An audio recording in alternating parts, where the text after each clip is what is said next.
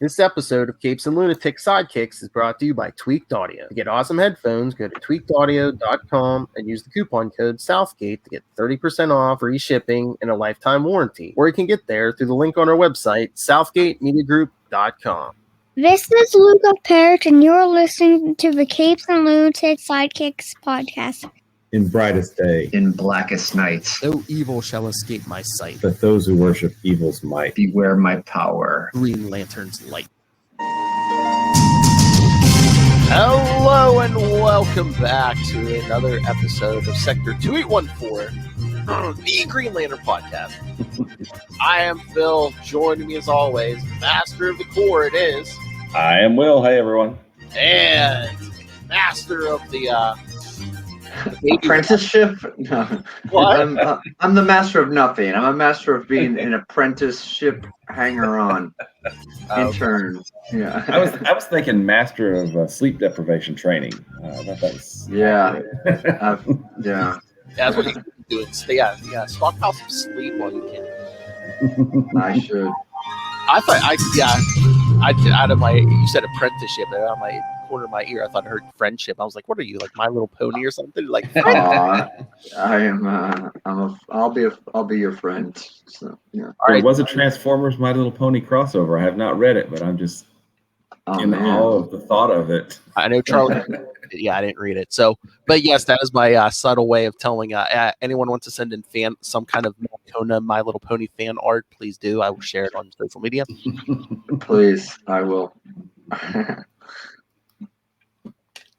All right. So, had some issues last week. Oh, did you guys watch last week's Falcon and Winter Soldier?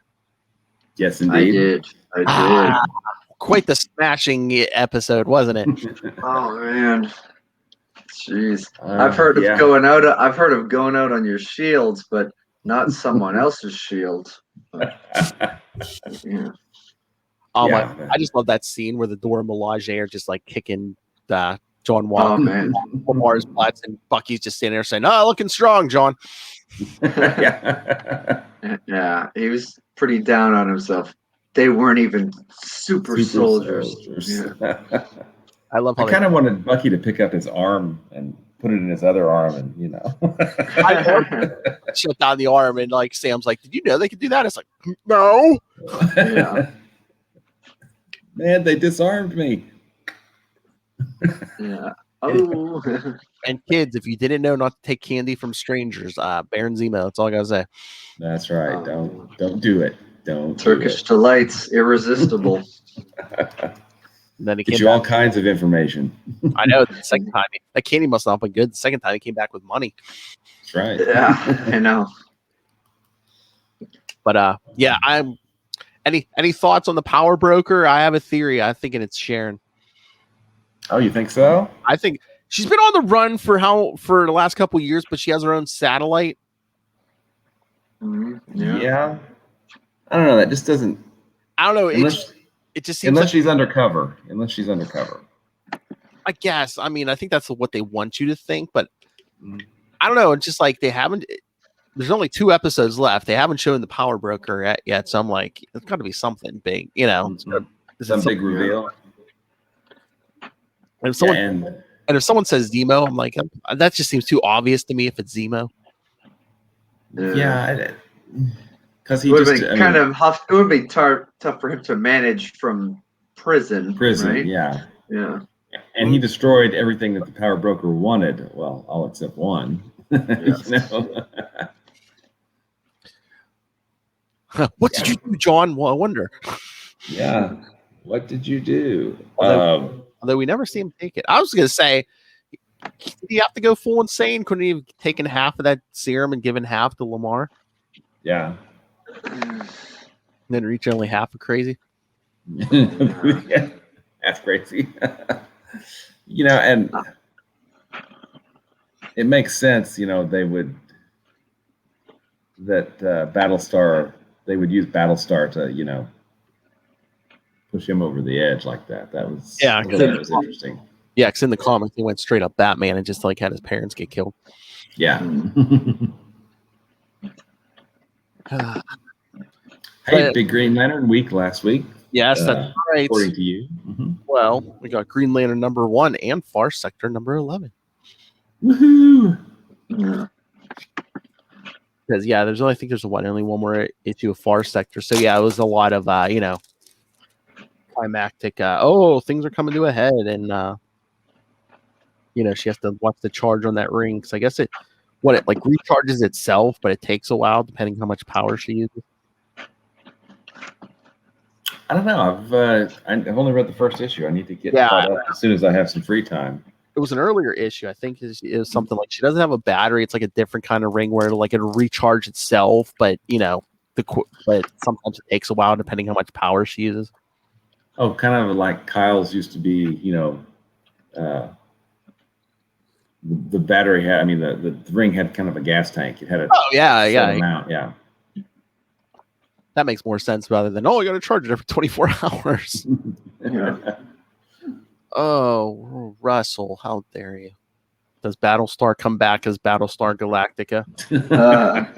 He gets upgraded, yeah. I don't know whether to be disappointed in you, Russell, or disappointed in Kona for not getting there first. Yeah, I mean, I didn't think, he could have gone cosmic like Spidey. Yeah. But I saw a theory online. They're like, what if there's still some serum left, and they give the Lamar to heal him or something if he's not completely dead. But that's what the leader of the Flag Smashers, she was trying to do for her adopted mother, I guess. Yeah. It's like, I'm like, don't these people realize it's like, you might save their lives, but you're going to drive your people crazy? Yeah. True. Again, everyone forgets those Vita rays. That's right. They were kind of important. The scientist was like, no clunky machines. Well, that clunky machines is part of what kept Steve Rogers sane. Uh-huh. Well, and the fact that he's Steve Rogers, right? Exactly. And there hasn't been one since, has there? Says Zemo. Oh my lord. So if we do get Thunderbolts, you think it's going to be Zemo or John Walker that starts it? I think it depends on which Thunderbolts they're doing, right? Yeah. I mean, if they're doing the Busiek Bagley Thunderbolts, which is villains pretending to be heroes, it's got to be him. Yeah. If they're doing government sanctioned Avengers, which they already have, I don't see why they would do that, right? Because everybody works for the government at this point. So then they could do him leading it, because that was what they did. What was it, post Civil War? I guess in Thunderbolts.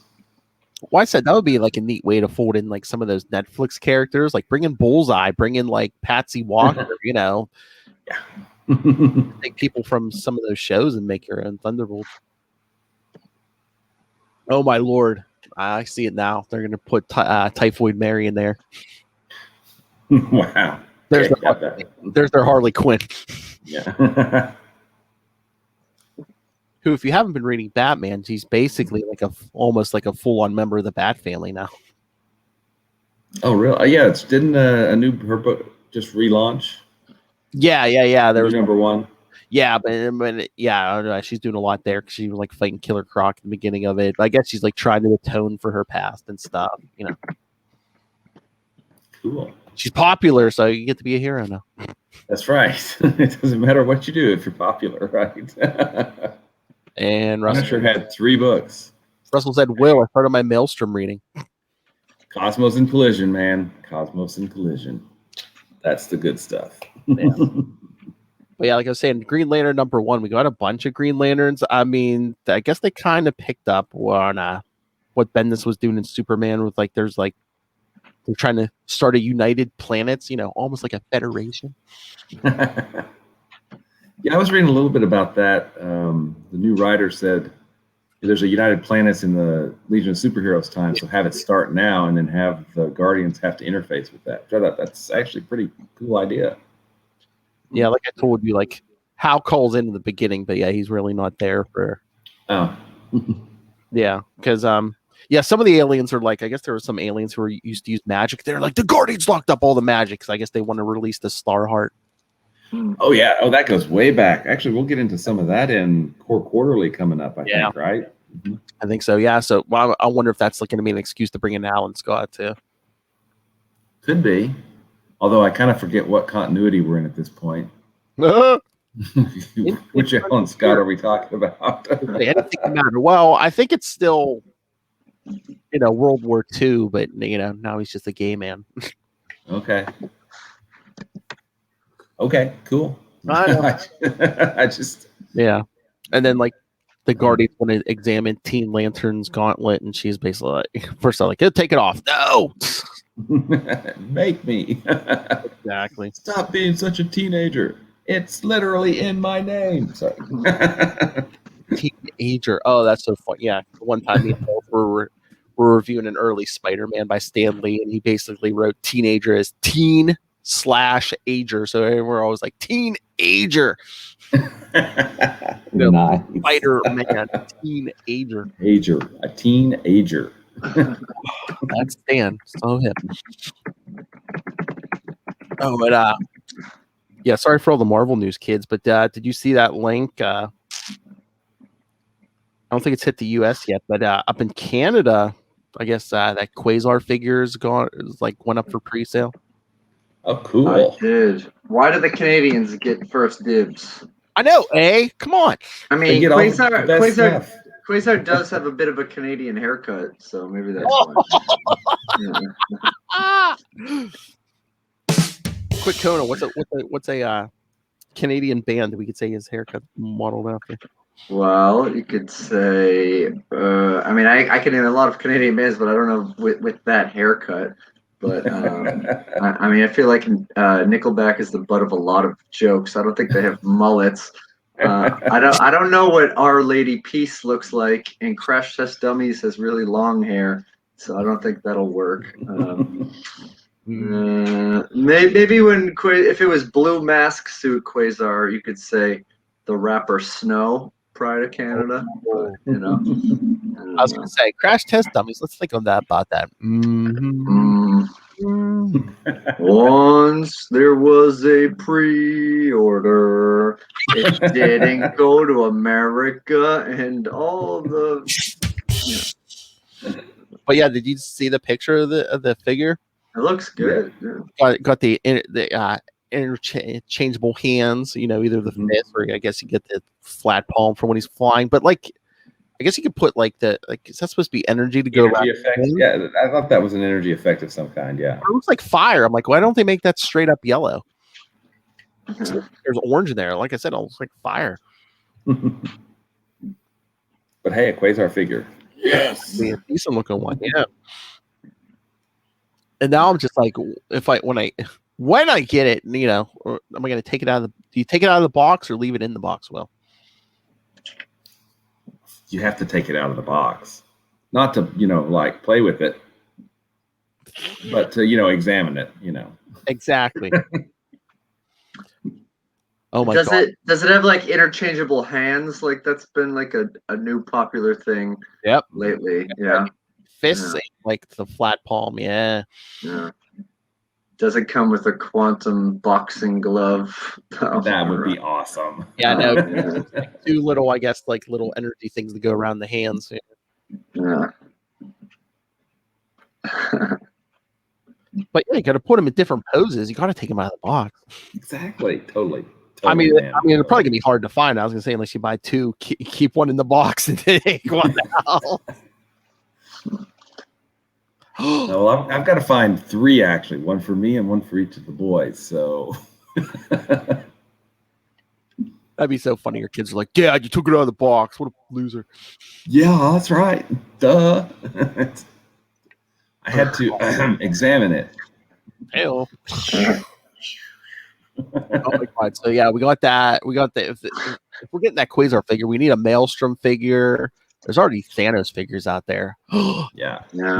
Makari and Kismet.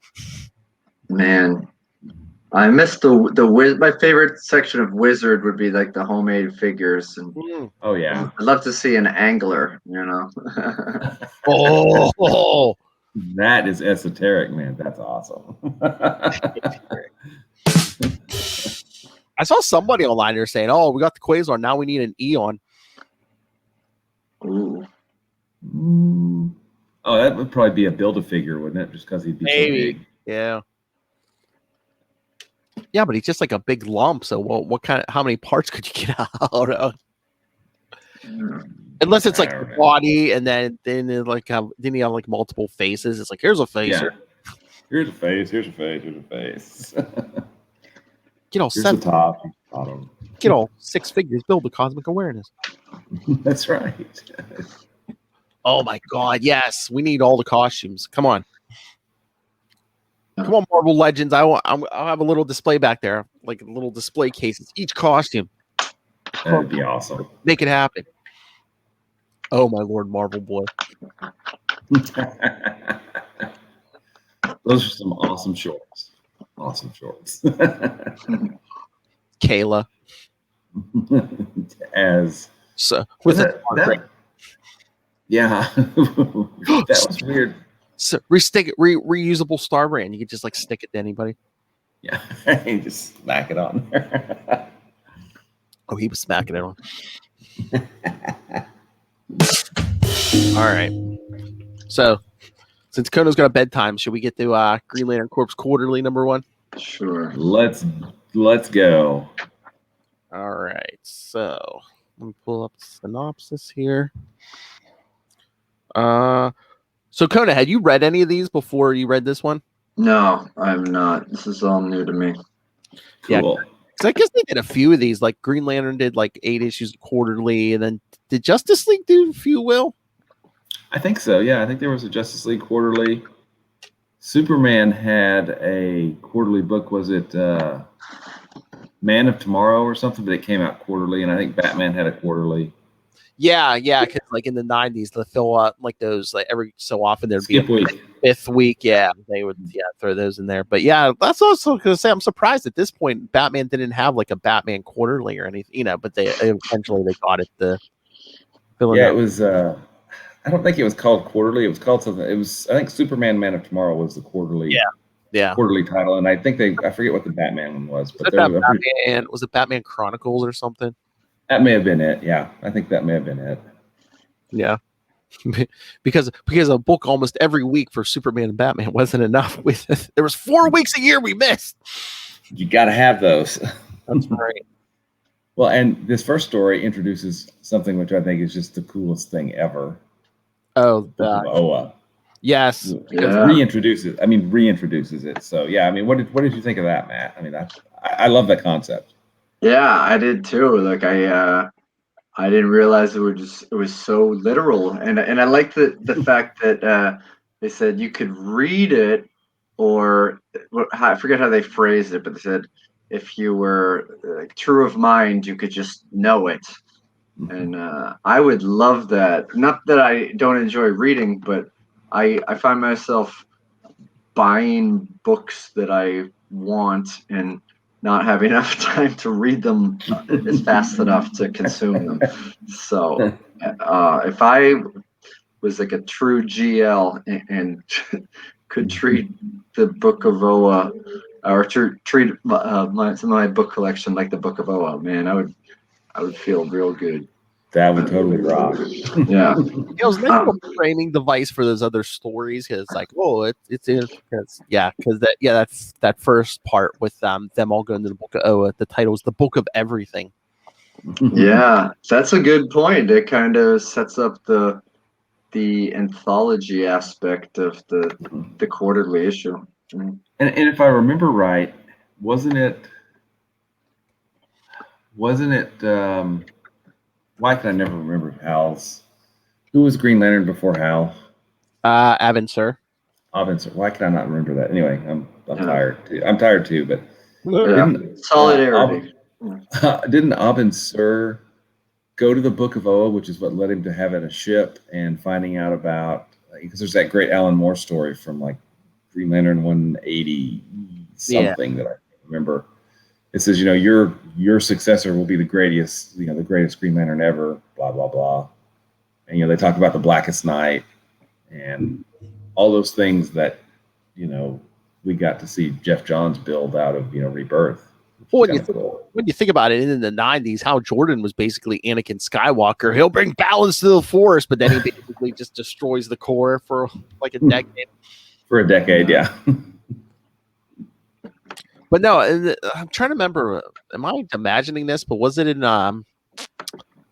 Emerald Dawn, the first one? Didn't they? Was it there or another one? I thought they said Abin Sur was in a ship because what's his face in the yellow was coming after him. So it's like since the ring would be powerless against yellow, that was part of using a ship. So that was part of that. And I think in the original Alan Moore story, it was that his ring would fail him at some point, which is why he started flying a ship. But then they, retconned it maybe, or it may be both reasons, at that point. Who knows? Just them trying to explain why Green Lantern was in a ship in that first. Yeah, since none of them ever really used ships, but whatever. But yes, speaking of the Book of Oa, yes, we have a Book of Oa Facebook group. So yes, if you love Green Lantern, go. Hey, we're over 200 people in that group already. So very cool. Last couple of days it's been heating up for some reason. I think once you get like a certain number, people are like, "Oh, hey, this is there must be something going on here." There's a couple hundred people. Here, I'll give you an exact count. We're at 230 members as of this recording. Sweet. Yep. Yeah, because I think a lot of times it seems like people go to those groups more than like the actual like Facebook pages. So when people say, "Why do you make groups?"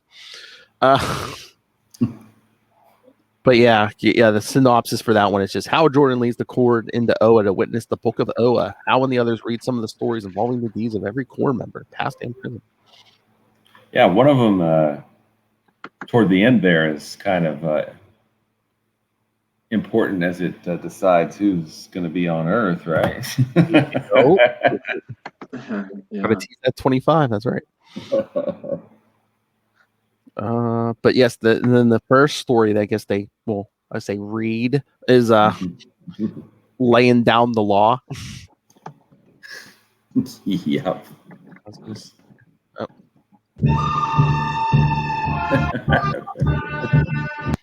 Yeah, a new recruit is sent to clean up the criminal hotspot.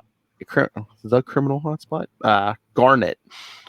Pathogen Seth Arak is quickly killed, finding out too late about his ring's yellow weakness. Shouldn't that have been like day one of training? I mean, I don't know. Like talk at this point, or is like, oh hey, we might want to avoid there's something yellow.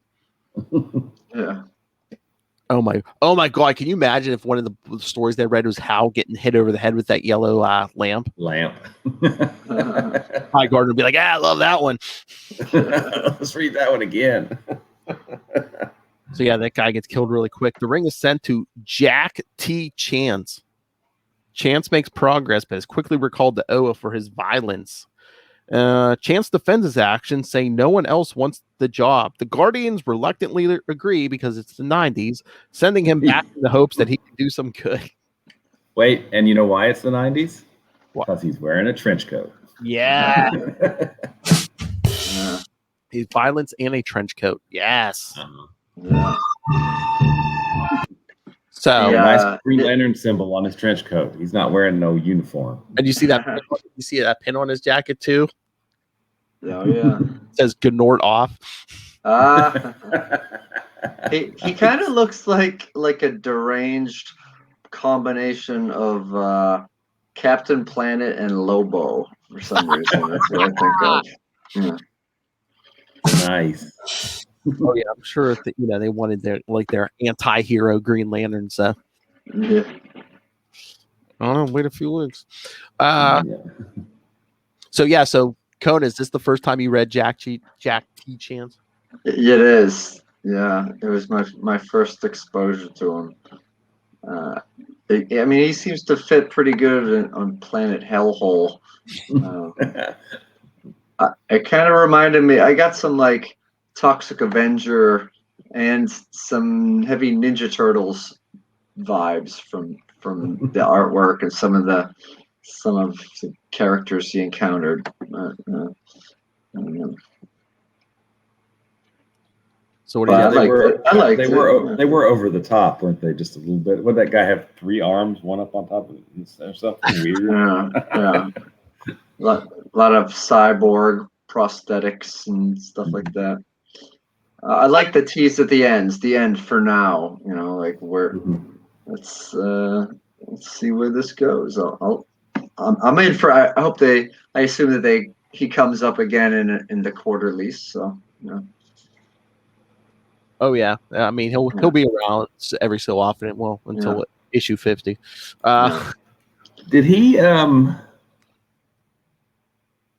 Did he come back at some point during the Kyle run? I don't. Or I may be misremembering. I mean, after Rebirth, I think he makes an appearance. But okay, cool. I mean, there's like a bar in like one of the early Cow issues. But yeah, I don't think it's Jack. Well, I guess we'll find out. But yeah, this planet is this like the planet of literal stuff because the bar is called the Den of Iniquity. Yeah, it's pretty awesome. Just those guys playing cards, the ones like literally like drooling pink stuff on the table. Go fish. Go fish. So yeah, I was gonna say, think this issue's worth any money? Yeah, it's the first appearance of Jack T. Chance. I love the Guardians. Like, you're too violent. Well, who else could have said? That's right. Oh my God! Can you imagine if they tried to assign Guy to that sector? Actually, that might not be such a bad idea. I know. How did they do that? That's why I think the Guardians wanted those two to fight. Is just like, yeah, some Guy. Like, hey, we need somebody to do this up. But again, we needed a Guy Gardner book. So yeah, that's true. They wanted a guy with no history, I guess. A guy with no history. Oh, I meant Jack T. Chance, but yeah, I see what you do. And I'm reading on this. Let's see, DC database page. It says Chance is the only Lantern to be reprimanded by the Guardians more times than Guy Gardner. Wow. Yeah, I'd love to see a clash or a team up of those two. That's the thing. Even when he was a Green Lantern, even when he got that yellow ring, I mean, we never really got a team up between. I mean, unless it was later on that Guy Gardner book I didn't read yet, but it's like we never got like a team up of Guy and Jack T. Chance, did we? No. I'm surprised. Those two. It'd have been too much toughness. We couldn't have handled it. Dude, man. All right, so should we get to the next one? You bet. All right, so the synopsis for "And I Shall Shed My Light." Following a lead, Alan Scott chases down a group of neo-Nazis while recalling his superheroic life. After defeating the villains, he heads home to his wife, Molly Maine Scott, and recharges his battery, something Molly takes great pleasure in witnessing. It was in the story. Yeah. She gets a real charge out of him getting the charge. There's my boy. Nice. So, I mean, yeah, again, this is post-crisis. So, yeah, the Justice Society was from World War II. Unlike Crisis when they were, on the Earth. And this is after they'd returned in the JSA miniseries, and then they got their own book, which lasted like a year, I think, or 10 issues, something like that. Stuck in limbo or whatever. Yeah, because remember issue 19, they were looking for Alan Scott, but now he's back. But this story's mostly recap, and he beats up some neo-Nazis, which is cool. Always punch Nazis. But yes, the trivia, the flashback depicting the JSA battle against Ian Carcole also establishes that All-Star Squadron Annual 1, number 3 is canonical in the post-crisis continuity, but of course excluding the Earth 2 versions of Superman, Batman, and Robin. Okay. Crisis, pre-crisis, post-crisis. I'm a nerd. I mean, deep nerdery. Okay, but no, I could never. How would you say? I could never make all that stuff work. I know. I just couldn't. Well, basically, Crisis was basically like they tried to squeeze everyone into one universe, and then any multiples they had, they basically just killed off. Yeah. It just, yeah. And then they got rid of, the reason for the Legion of Superheroes existing. And it caused so much. Because and then the Hawkman. Oh, well, Jeff Dawn tried to cover that with the reincarnation, but yes, Legion of Superheroes. Oh, it's all because of Superboy. Then John Byrne's like, there never was a Superboy. And it's like, all right, well, the Time Trapper just made a bunch of crap up. That's right. Pocket universe. All right, so Maddie, what you think of Alan Scott? Well, I was familiar with with old Alan before, from the other ones. Taking a page or a reference out of Will's book about always punching Nazis. I enjoy that. I'm very against Nazis, so that was that was good. I mean, I think like the placement in the book, like right after Jack Chance, was a little bit jarring, because this is someone. Would this could be considered Bronze Age Green Lantern, or is that too? Well, it's. I don't know. I know it's kind of like thrown in as a flashback, but yeah, it's kind of a flashback that didn't happen. Right, but it's that style, right? Like that era. I just wonder if they wanted the contrast too, because it's like, oh, look how many different kinds of lanterns we have. We have this bad boy, we have the classic hero, Yeah, that's sort of what I was getting at. He's wholesome. He's got a steady marriage, and he's talking about great accomplishments with real world consequences and tie-ins. Not really space aliens. We went from these really zany creatures to bad people under the control of Hitler. So it was all right. I think I enjoyed it more than I would if just a glanced at it. I might be like, I don't know. I think the costume's too much with the pants and the purplish mask, and it was designed in the 40s. Yeah, right. Exactly. Like sometimes you would see, whether it's artwork or like a TV show when you were a kid that looked old, so you almost automatically like dismiss it outright. You're like, well, I'm probably not going to like that. Yeah. But sometimes you would be wrong, if you actually just gave it a chance. It's so different than the speed of things that you're used to. So that might have been my initial reaction, but yeah, I thought it was decent enough. Well, thanks for the setup, man. So we should give it a Jack T. I was gonna say, but that doesn't work with current continuity, because I'm like, come on, a gay man would have better fashion sense than that. Come on. Right. It's true. Yes. Russell said Ian Carkle would play a big role in Obsidian's heel turn. More wrestling talk from Russell. Yeah. Thank you, brother. Yeah. But because eventually, after one or two girlfriends, Cal Rayner. I mean, we'll be getting Jade for a while, because Cal Rayner dated Jade for a while. Mm-hmm. Alan's daughter.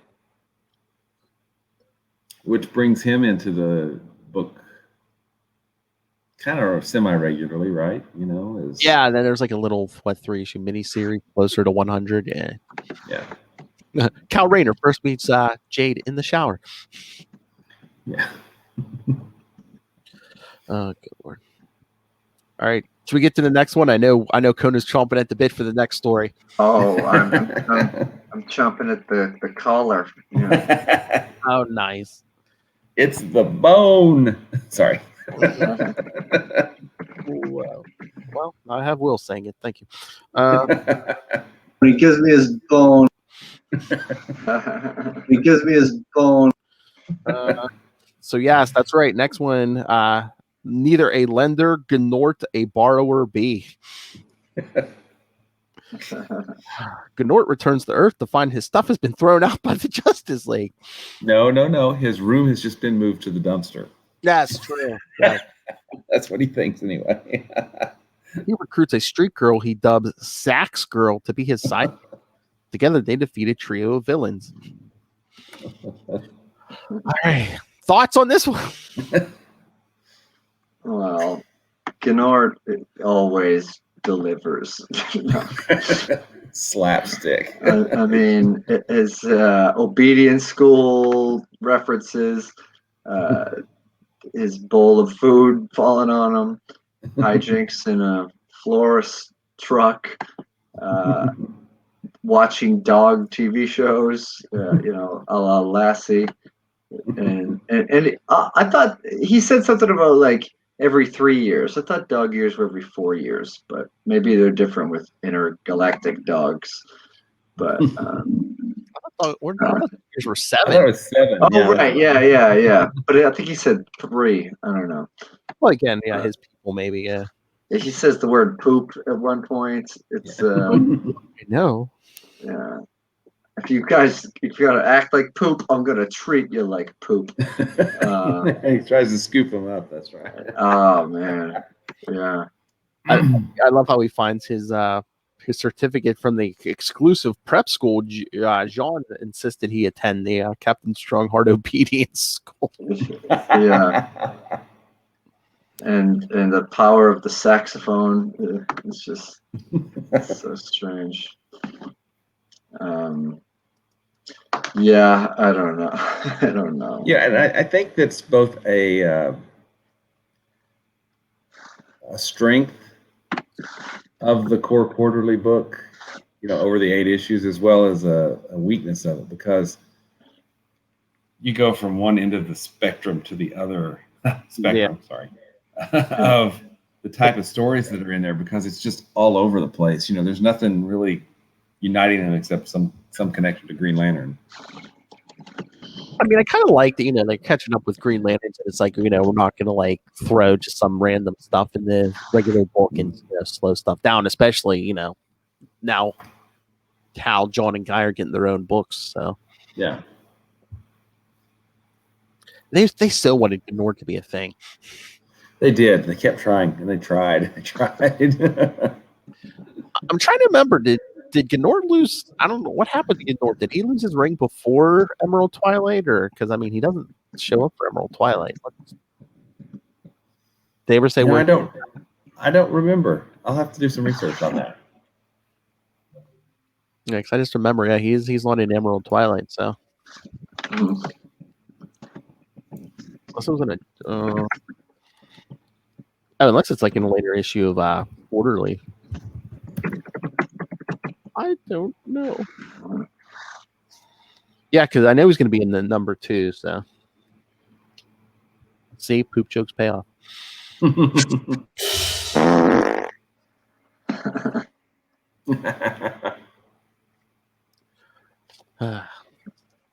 All right. So, any other thoughts on Gnort?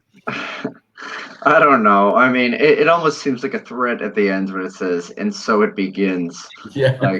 Especially with the end of the issue promoting, Mosaic and the Guy Gardner one. Is there going to be a Gnort book? I don't know.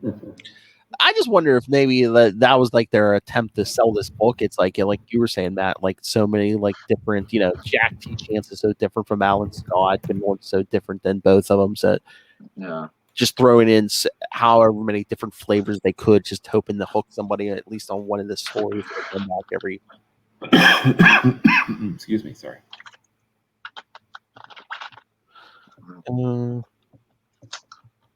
Gnort shows up and hangs out with Larfleeze. I forgot about that. Oh, yeah, that's right.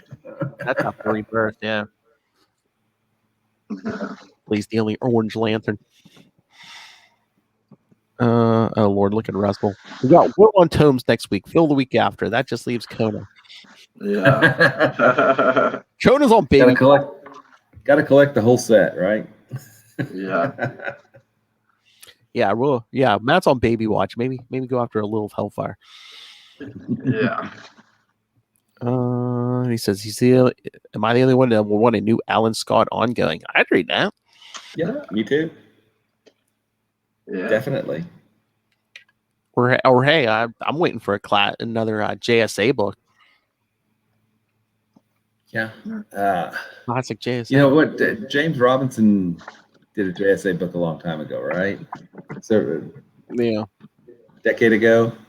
And nobody else has really gone back to the JSA since then, have they? I mean, after New 52, they kind of did a version. They were all younger, but it was on Earth, that Earth too. So. Oh, okay. But now I think they're back, on the regular same Earth. So, but yeah. Again, Dr. Manhattan messing everything up. Yeah.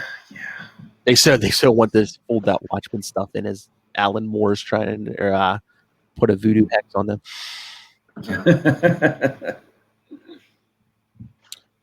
Man, he sticks by his guns, though. From what I hear, I don't think he cashes those checks. They try to give him royalties, man. He don't cash them.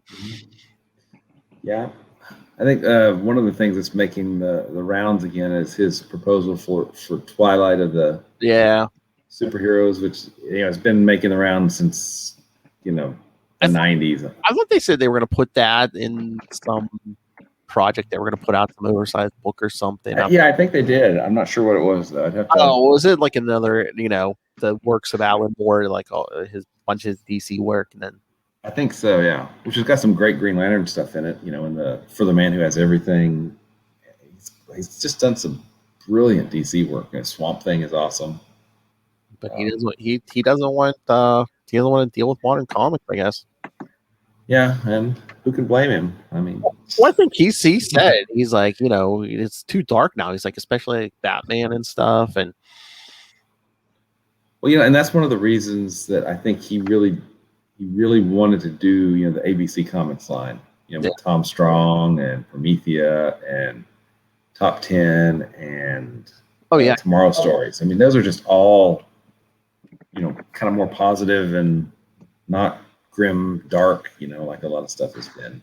Yeah, because I think I read somewhere he said like he blames himself, like he blames the Killing Joke for turning Batman as dark as he is. I'm like, you got help from Frank Miller.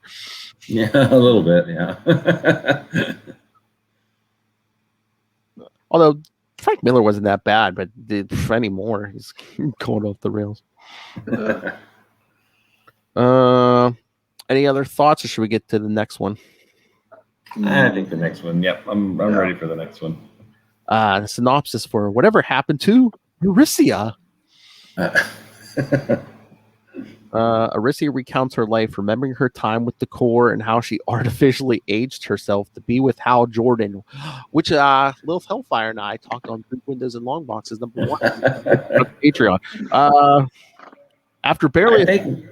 What wasn't this retcon to be that? Yes, she may have only been 13 years, but that's their years are like 10 Earth years, so she's like 130 or something. Physically, she was a teenager, but mentally, she was more like 28. Yeah, but it still does. I mean, it's part of the we got of Hal Jordan after Rebirth. Right there. Yeah, whatever spin you try to put on it, it's still not cool. Not a good look at all. No matter what retcons you try to apply. He's always like, you're too young. The ages her body up with that ring, man. Yeah. It's all literally all over. After barely escaping a collapse at the Green Lantern Citadel, she heads out in her car. Deep in thought, she wrecks her car and lands in the hospital. Shortly afterwards, she leaves the hospital close to a breakdown. Yeah, there wasn't a whole lot here except recap, right? Well, yeah, because I guess that Citadel, she was in the Citadel while I was like getting knocked down in JLA 33. Mm-hmm. But it does leave a nice little opener, with Guy and Hal kind of verbally sparring there at the end, right? Yeah. But basically, Uricia remembered her time with Hal, and then I became a model. Yeah. Oh my God! How hasn't Hollywood made that story yet? A teenage girl aged up to the world's most famous supermodel. How have you not done that yet? I read that. I'm just like, that sounds like a Hollywood. That's a true Hollywood story right there. Something big, except you just do it. You take a girl.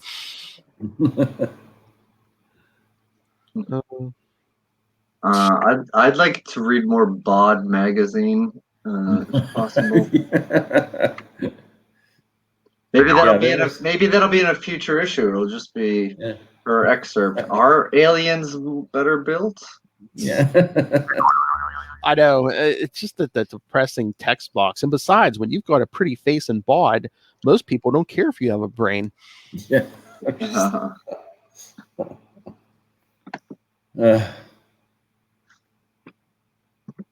So I learned how to not have a grown-up brain and get away with it.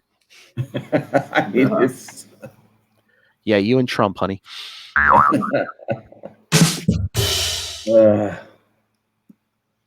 Yeah, not one of the better entries into this issue. Well, I mean, kind of do the recap because she gets hit on the head and I guess having partial amnesia and tries to remember. Yeah, and then she gets hit by a truck, literally. But yeah, then she wakes up in the hospital where agent's there. I can't work for you. I'm only 13. So yeah, she runs out of the hospital. I need my mom. I need my boyfriend. I need Hal.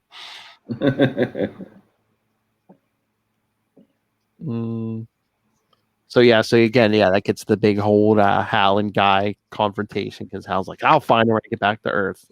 Guy, would you get back to Earth?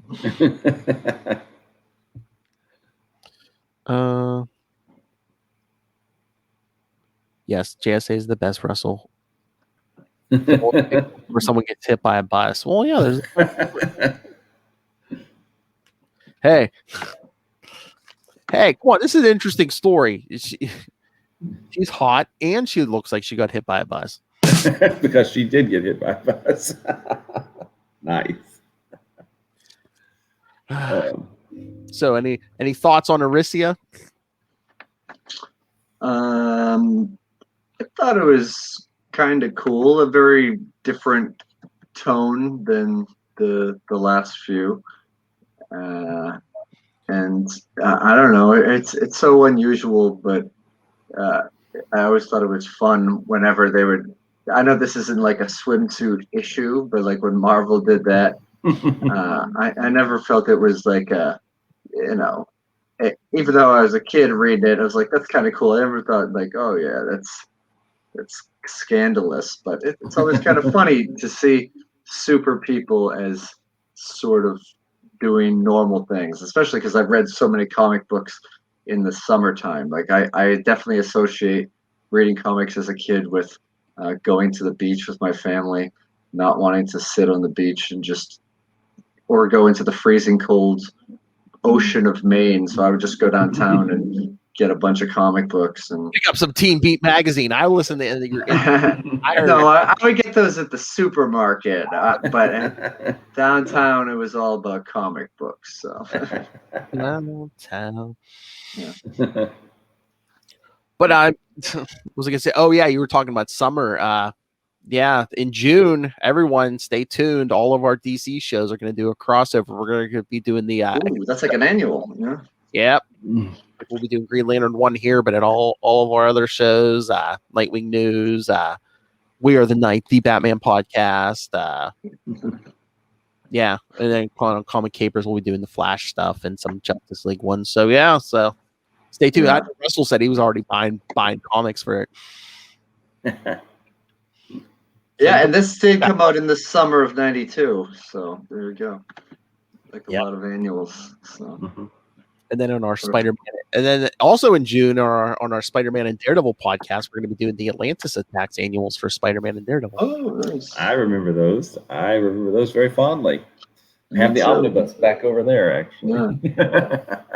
I'm thinking, even if they're out of order, maybe like every June or something, maybe for a while we'll try to do some annual crossover of the annuals, like we got back in the 90s when we were kids. Well, when me and Ken were kids. Sorry, what? Evolutionary War. Sorry. That last part was the best. I see your Atlantis attacks and raise you in Evolutionary War. I want to get there someday. Gwen Stacy's clone, High Evolutionary. that ragtag team of Avengers in the Avengers issue. But you'd have to hit. What if number one? What if the Avengers lost the Evolutionary War? Yeah. We're talking to Mr. What If right here now. What if I can't wait for that animated series to come out. All MCU stuff. All right, enough with the plugs. So anything else, or should we get to the next one?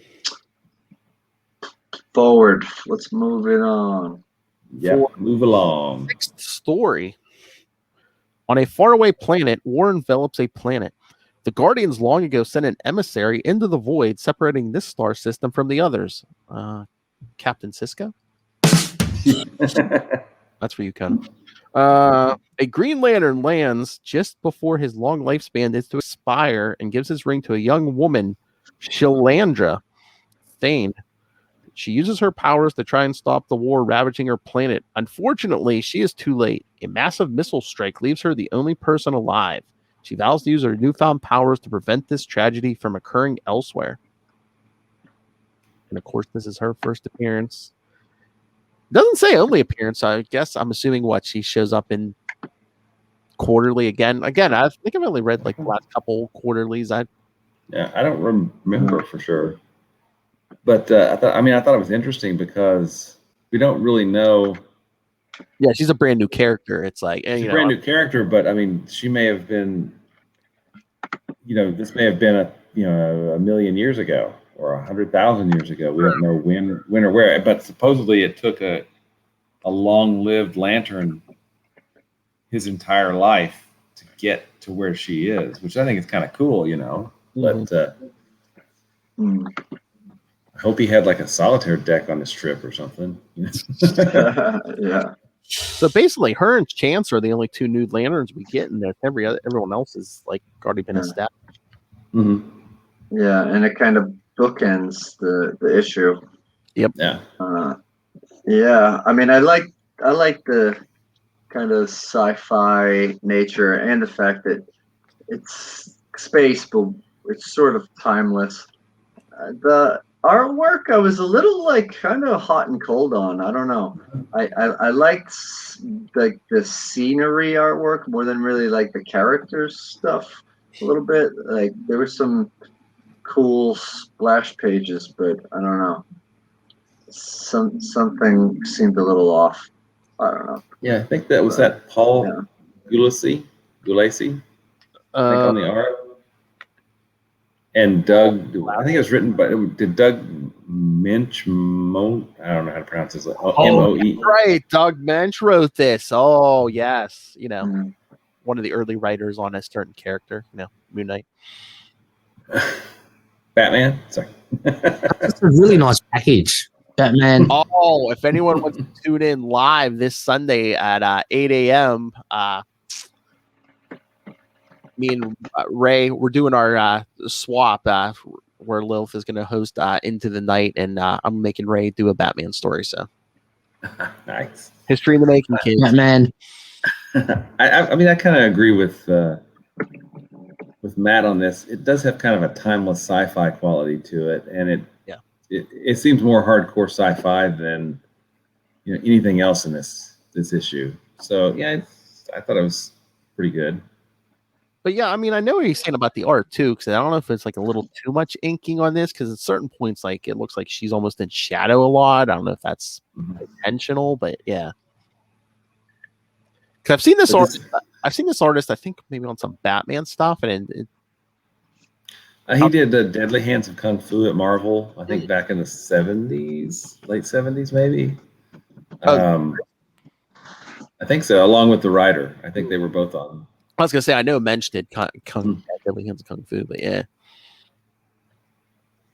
I was gonna say I noticed all these shadows in his Batman work, unless it was just it's Batman and there are gonna be shadows. Well, and I think he was doing something.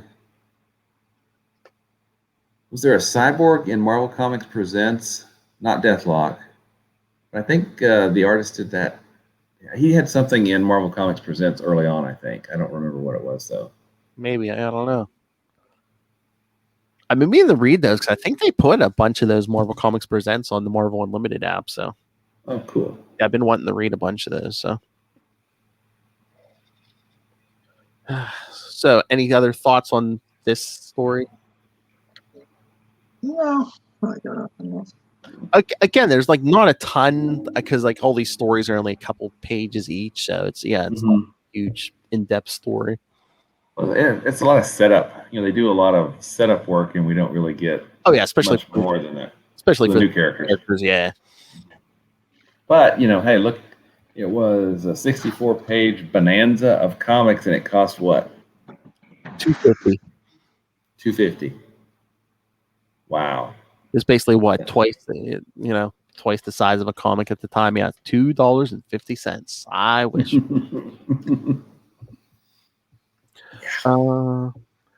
Wait a second, Russell. You're going to send me a Batman drop for Ray. I thought you already sent me your Batman drop.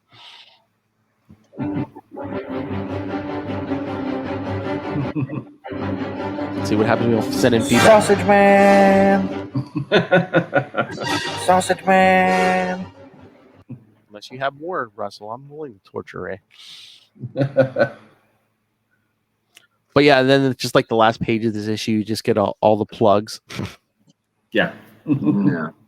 It's just like, oh, we got to rebuild the core and do this and that. And it's like, then Hal's talking about John. So it's like Siege Green Lantern Mosaic currently on sale, Will. So see, it comes before 25. Yeah, you're right. But at the end, it says Green Lantern 25 next week. I know. Mosaic #1 is now.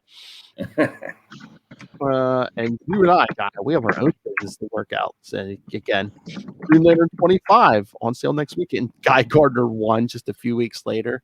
Again, spoiling at the end of that fight. It's just like, hey, Guy's gonna have his own book. I wonder who leaves the Green Lantern Corps. Maybe, I don't know. Boy, that was, oh my God, can you imagine just if Guy won and got his own book? Then what? Well, they're really rubbing it in your face, Will. They're like, Hal lost. And he's going away. No. But yeah, and then next issue, more Alan Scott, more Gnort, more Green Lantern, and the debut the history of Sector 2814. Cool. So yes, they've promised us at least more Gnort and Alan Scott. Yeah, Gnort. Gamor Gnort. Please have some Gnort. But yeah, I guess because I think issue 2 has the same thing. Yeah, Alan Scott and Gnort kind of has priority left side there. Yeah. Mm-hmm. I'm trying to remember. At some point, that disappears. Probably closer to the end. All right. Oh Lord! Just say Sausage Man is going to meet its arch nemesis. Okay. Poor Ray. All right. So, anything else on this issue, gentlemen? No, I like the art, the colors at the very beginning for the most part. The last story, I had to make criticisms about the character art, but for the most part, it was pretty solid. Well, lots of Green Lantern goodness. Lots of lore. Oh. All right. I'm just going to pull up the schedule and double check, but I'm pretty sure Mosaic is next week. All the first 4. Yeah, I know. I'm just giving you head. I know. I just want to make sure I'm giving out right information too. Got me all paranoid, Will. That's my job. Job, sir. And I'm really, really curious. Well, I'm curious about a couple things. One, does Mosaic hold up as well as I remember it? Because I remember it being just almost mind blowing. And maybe it's not that at first. Maybe it gets, I just don't remember. But I'm really curious to see Matt's take on it because it's so unlike. Get to see it through the fresh eyes of Matt Kona. Yeah. But next week, Green Lantern Mosaic 1 through 4, and then in 2 weeks, Green Lantern 25. Nice. Yep. And then in 3 weeks, Ganthit's Tale. That's been a long time since I've read that. I'm looking forward to rereading that one. John Byrne. Mm-hmm. With concepts by Larry Niven, sci-fi author. Yep. All right. So send us your thoughts on all of those, kids. I know some of these are hard to track down, but please email us, capesandlunatics@gmail.com. Well, no, there's no in there. Gmail.com or call the voicemail 614-382-2737. That's 614-38-CAPES. And remember to follow Sector 2814 on Facebook, on Twitter. Like I said, go join our group, Book of Oa on Facebook, already at 230 members. Let's give Ray another over 1,000 threat to into the night. So yeah, find all links to all those, links to all the social medias for all our shows, links to this YouTube. You could see Matt Kona's baby face, links to our Patreon, links to merch, links to everything, all in one place. That's Linktree, linktr.ee/capesandlunatics. And please remember to support our sponsors, Tweaked Audio and Hunt to Killer. Use the code Southgate for a discount on both of those. And then go pick up Pod Life the book, now in digital and paperback. Audio version coming soon. I sent my audio in, so. Oh. That's right. An audio version. So go pick that up on Amazon. And when you do, use the link for Southgate Media Group right down there in the show notes. Help us support this show, the network, and that blue man himself, Rob Master Doom Southgate. Make it rain. So says Master Doom. Your weak sauce. I get so much right. All right, Matt Kona, where can people find you and send you emergency baby supplies? You can find me at work. You can find me online between shifts at Matt Kona, MATTKONA, shifts of work. Shifts. I would have said poop. I'm Gnort. You know, I doing online. Yeah. No. If you want Matt Kona to dance for you, yes. All right. Will Allred, Master of the Quantum Zone. Where can people find you when you're not handling packages? You can find me at Wallred. That's at WALLRED. Gmail and Twitter and Facebook and Instagram and all those places.